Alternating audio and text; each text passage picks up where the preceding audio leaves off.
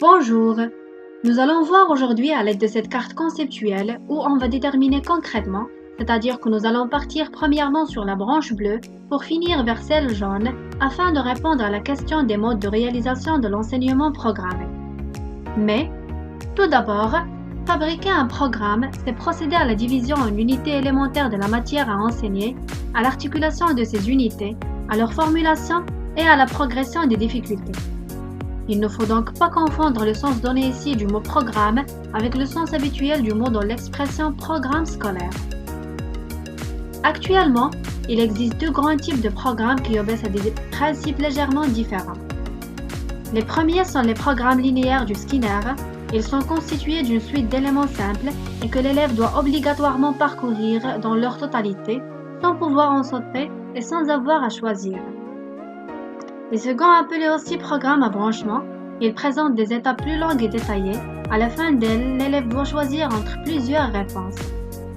En fait, on peut remarquer tout ceci dans la carte conceptuelle suivante qui détaille le modèle de structure linéaire de Skinner et celui de type ramifié de Crowder. Suivez avec moi. Skinner défend les techniques d'enseignement programmé via des machines à enseigner qui sont des dispositifs. Ces dispositifs sont de deux natures. Programmation à branchement ou programmation linéaire. Pour la programmation linéaire, il est de nature directive car l'élève doit s'adapter aux instructions, c'est-à-dire qu'il reçoit des exercices qui nécessitent des réponses construites. Si la réponse est fausse, alors la progression est complètement interrompue.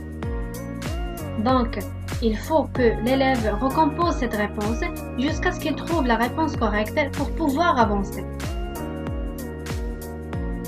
Si la réponse est juste, à ce moment-là, la progression est assurée et l'élève peut continuer vers l'exercice suivant. La programmation à branchement est basée sur un jeu beaucoup plus coopératif car les instructions sont adaptées à l'élève en moyenne des exercices qui sont croissants en difficulté.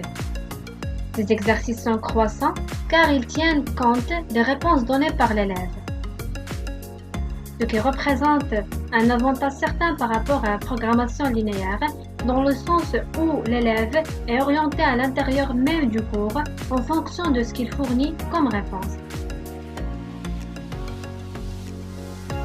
Et voilà, nous sommes arrivés à la fin de cette vidéo.